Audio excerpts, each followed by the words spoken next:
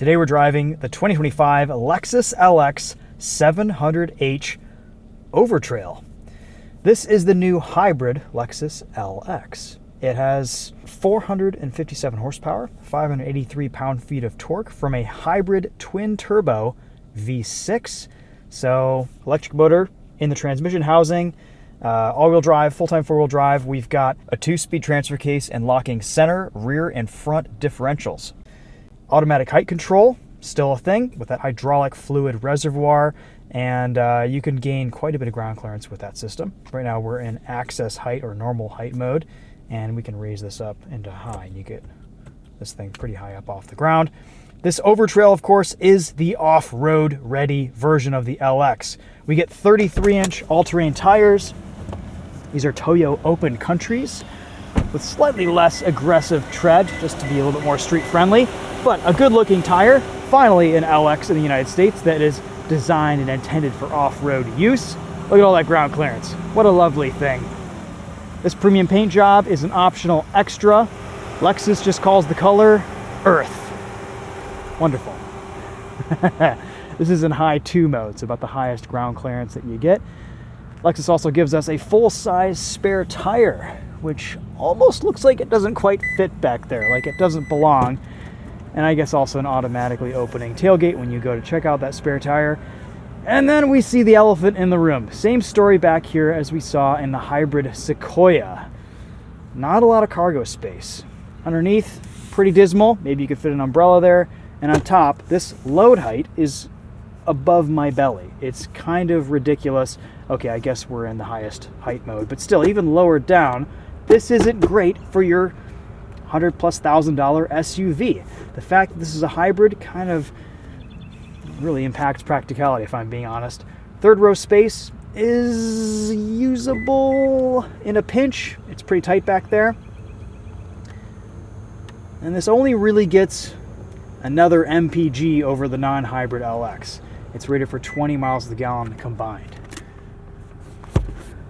Space behind the third row, again, almost non-existent, but that's kind of what it is. I've never really been that impressed with the interior packaging of the LX. It's kind of tight, kind of small. Even the back seats. I had my son's car seat back here earlier today. It was forward-facing. It was tight. My wife couldn't really sit comfortably in the front passenger seat, and he couldn't really quite get enough legroom right here. And it's just not a very large interior space. It's very nicely appointed. The leather, the wood grain, the Mark Levinson sound system, everything in here feels great. I mean, this starts at $114,000, so kind of the higher end of the non-hybrid LX, as spec'd, as tested with the premium paint job, the Mark Levinson sound. This is $118 grand. Not cheap for just a little bit extra refinement here from the powertrain, a little bit extra power. It can still tow 8,000 pounds. But if you're looking for a big, spacious family hauler, this might not be the best option in the market. It's kind of tight in here. Second row, I mean, it's enough space. It's okay. Let's check out that third row really quickly here. Pull this lever, and these seats tumble forward. And then third row room. We've done this before, of course. Row room is, it's fine for short trips. Don't have a lot of headroom at all. Legs are kind of up into my chest. You do get a USB port and adjustable backrests. But, oh, and then there is a button to tumble these, or wait, is that?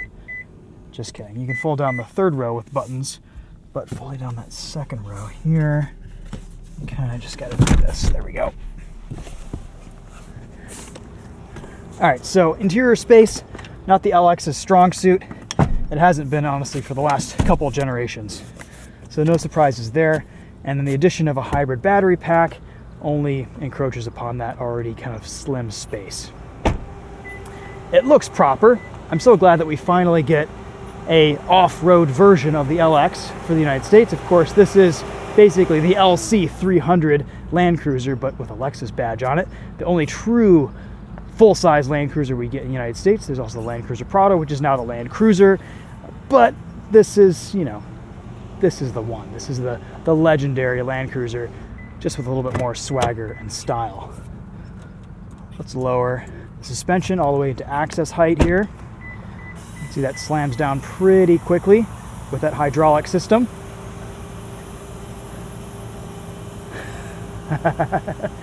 It is a cool SUV. I've been driving this all week, and it's a desirable thing. There's something about the way it goes down the road, the way it feels, the smoothness from the powertrain. This is my favorite LX to drive yet in this new generation. I do miss the old V8, and fuel economy, even though at 20 mpg combined, seems like it would be good. I've only been averaging about 17, so that might be a little bit of a lofty goal. Wonder what this takes for fuel. Probably premium. Premium unleaded only. All right. Little sunroof up there. I like that we get grab handles on all four corners. 3-seat memory settings, auto up-down windows on all four corners. This dual screen layout, one screen for climate control, off-road settings, and ooh, look at this. Colors, very nice. I like that there are still lots of physical buttons in this LX. Heated steering wheel, heated and ventilated seats, parking brake, center locking diff, traction off, height control. It's all just right here, and it looks good. I think this is maybe not the most cohesive design, but it's very functional. You've got your 2-speed transfer case right here, high 4, low 4, crawl control, multi-train select, drive modes, and lots of modes to select from here. Custom, Sport, Sport Plus, Normal, Comfort, and Eco. I've mostly been driving this around in Comfort mode all week.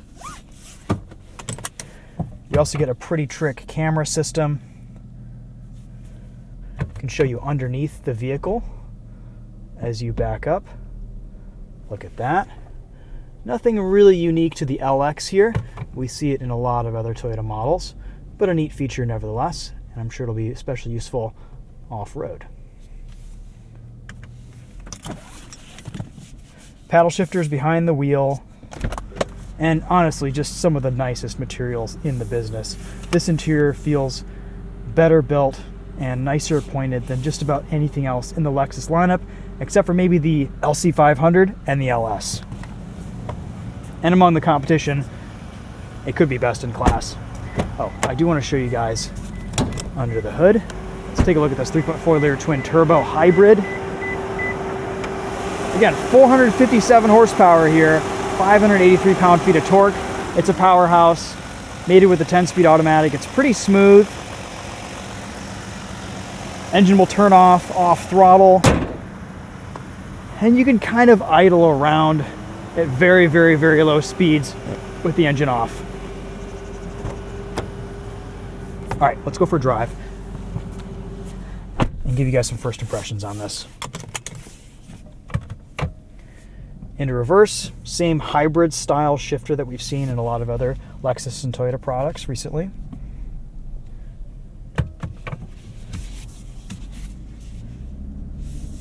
Steering wheel is small.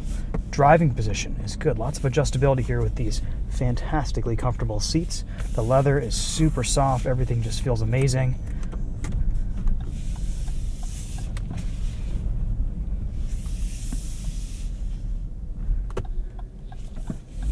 Setting off here. This is going to raise up into normal height mode. Get a digital rearview mirror. Lots of torque here from this hybrid powertrain. I've said in the Sequoia and the Tundra, this kind of drives like a diesel. It's got that low-end grunt, but with the top end of a twin-turbo V6. So it's kind of the best of both worlds.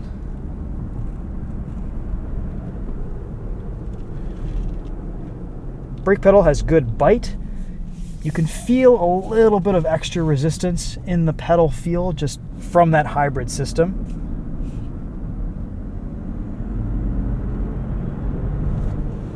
Lots of torque fill, lots of performance here from this powertrain. Suspension is soft. And this is surprisingly nimble despite its curb weight and size. You're paying a bit of a premium here for this hybrid LX, but in my opinion, it is the nicest to drive in the lineup. I like the extra sidewall from this Overtrail. These Toyo Open Countries do give you a little bit more noise on smooth pavement, a little bit of tread growl here, but that's what you'd expect from an all-terrain.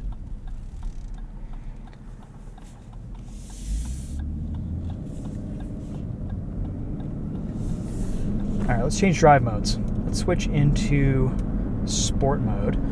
Sport Plus is kind of ridiculous in that the throttle response just turns into an on-off switch.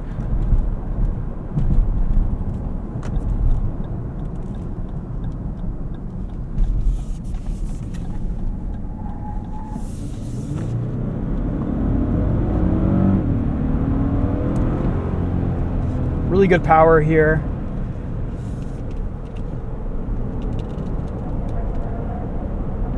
A little bit of body roll around this corner.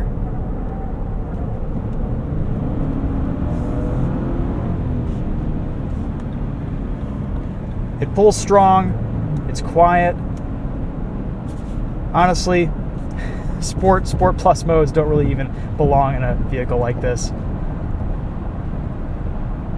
This is just meant for driving around comfortably, on-road, off-road. This pretty much has all the capability that you need to go anywhere. You don't need larger tires. You don't need a lift kit on this.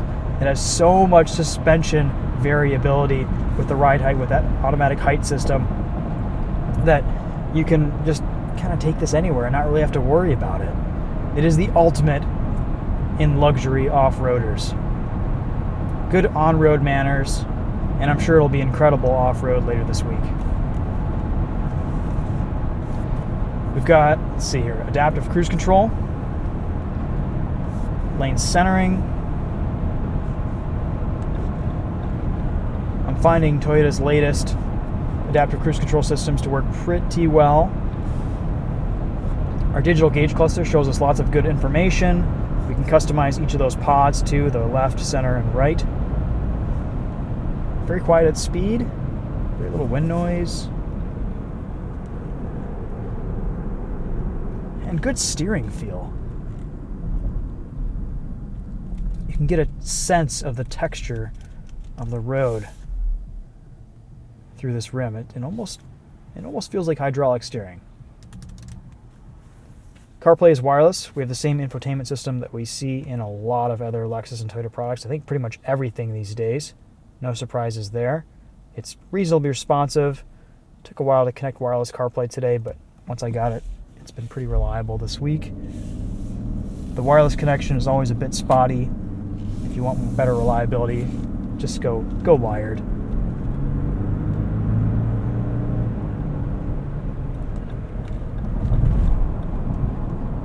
Decent visibility out of this, especially with that digital rear view mirror.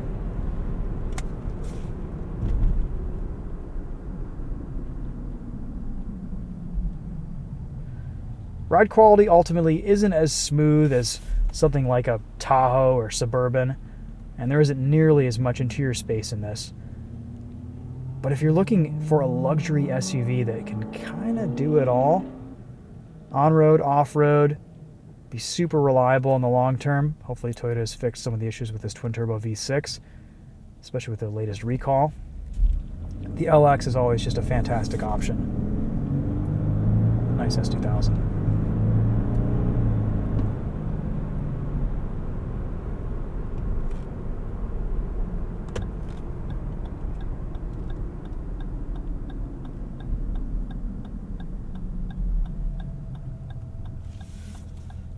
Z06.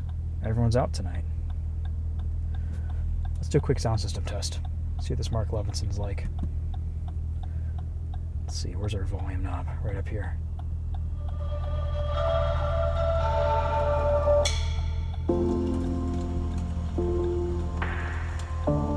Love these steering wheel controls. Everything is clearly defined, easily accessible with kind of a quick reach. You don't need to be looking down at everything all the time. Once you familiarize yourself with the buttons, good ergonomics.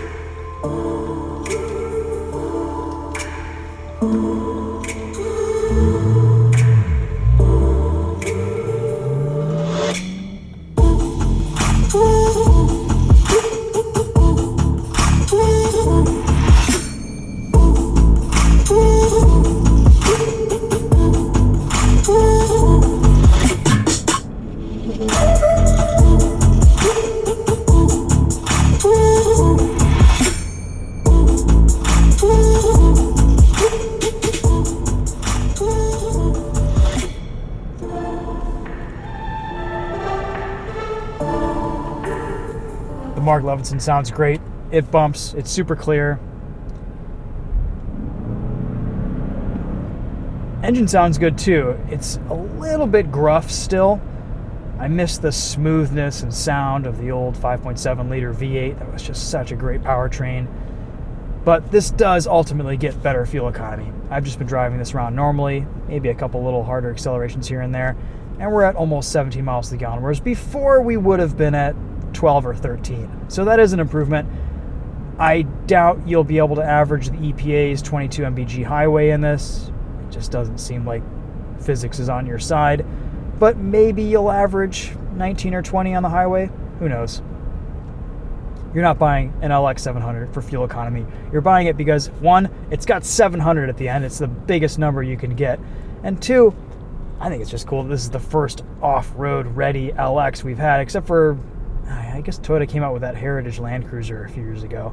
That's kind of close, but yeah, it's nice to see something that is intended for overlanding, for driving off-road, for camping, even though you lose out a lot of cargo space in the back in this thing. Fuel range on this seems to be pretty abysmal.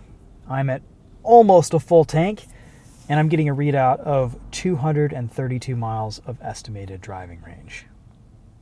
You guys complain about EV driving range. What about internal combustion engine driving range? I was hoping that the addition of a hybrid powertrain would increase the range of this LX. It doesn't really seem like it's the case. If anything, it's probably encroached upon that fuel tank's capacity. Toyota, Lexus, we need more range out of the GX, the Land Cruiser, the LX. That's just not acceptable. On a full tank, this is showing just a hair over 300 miles.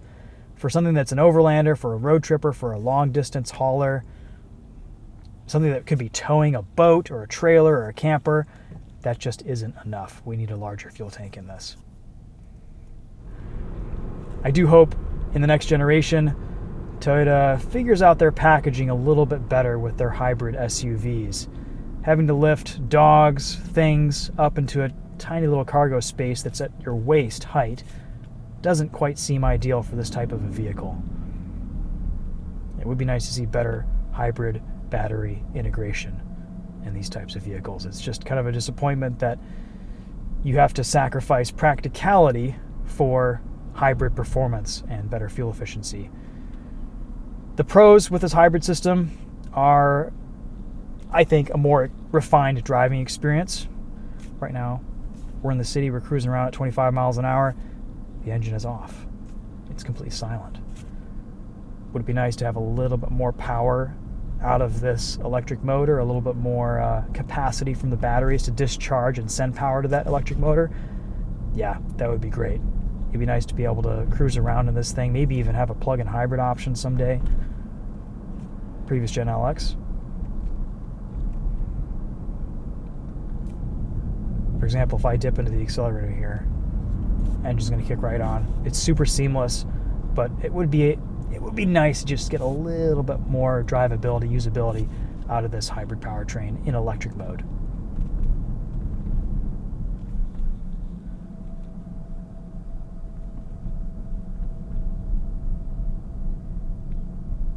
It is a stately SUV, though. You drive this thing around, it does make you feel special.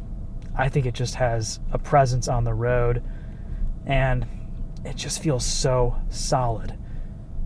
You've got different exterior appearance, you've got better interior design, better tech compared to the last generation LX. It still feels like it'll just last forever. Ultimately, it handles better than the previous gen LX 570.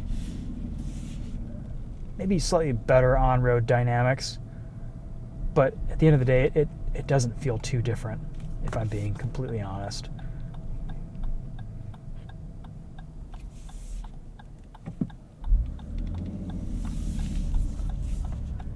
Steering is a bit lighter. Yeah, this is my favorite LX to drive yet, aside from maybe the LX 470 from back in the day.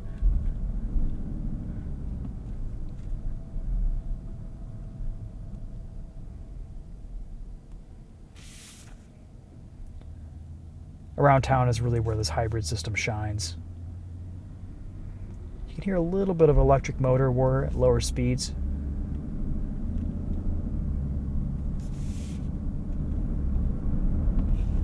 But that torque fill, that instant response, is just so nice to have at low revs.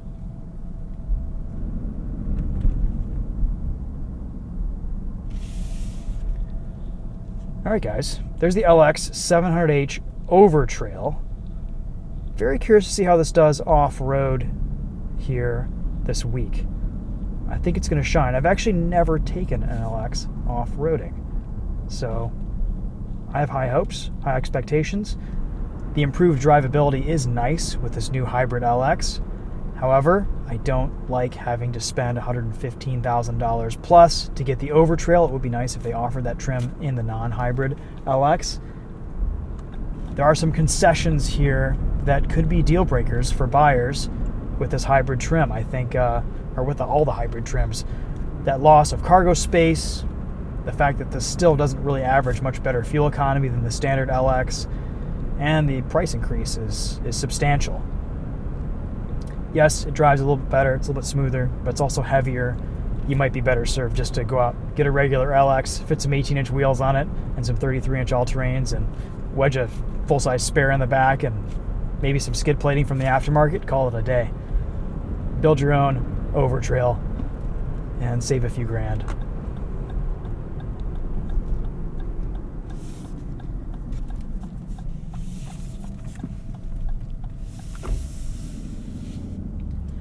I think ultimately Lexus has a great formula here. They just need to bring it into the modern day. And for a brand new vehicle that's a hybrid, the integration here just doesn't quite feel 2025. It feels a little bit cobbled together. I don't know. It's nice. It's an LX, and if you're a fan of the LX, you're gonna love this thing. But I think Toyota should be doing better for the price point, and especially if you factor in some of the competitors. You've got a lot of plug-in hybrids. The interior room in here is tight, and if you're going to be hauling around a family, people, things, I guess if all your kids are a little bit older, it's okay. You don't need car seats, but if you've got car seats and you're tall passengers, you've got a couple in the back, it's not really going to work out that well. Anyway, as far as my first impressions go, I think we've pretty much covered anything. Talking more about this would just be redundant. So we'll leave you guys on that note. Stay tuned for the off-road driving test. Very excited to get this off-road and see how it does on some trails out at Hollyoaks Off-Road Park. We'll walk you guys around this one more time, and that'll be a wrap.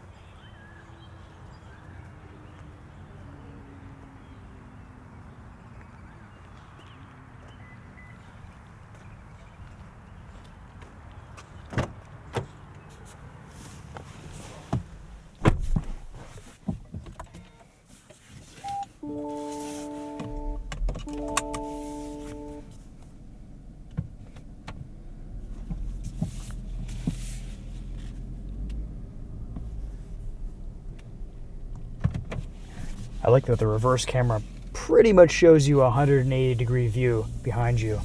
Really neat for seeing around corners. If you're parked in tightly, you can pretty much see if cars are coming around you.